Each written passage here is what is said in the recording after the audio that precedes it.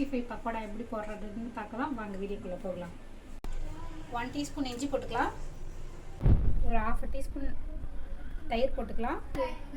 வெறும் மிளகாத்தூள். Chicken 65 masala powder 2 spoon சேர்த்துக்கலாம். 1 கார்ன்ஃப்ளவர் பவுடர், 1 அரிசி பவுடரு, இது ரெண்டுத்தையும் சேர்த்துக்கலாம்.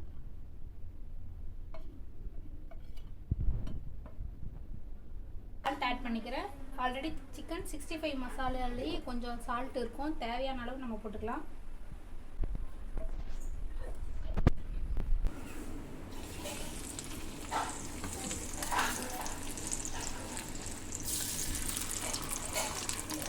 எப்படி இருக்குன்னு பார்க்கலாம். பாருங்க, நல்லா வெந்திருக்கு.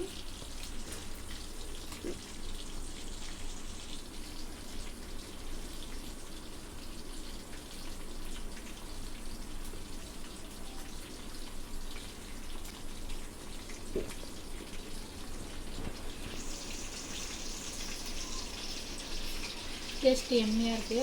கண்டிப்பாக செஞ்சு பாருங்கள். ஆயிலெலாம் ரொம்ப சேரவே இல்லை.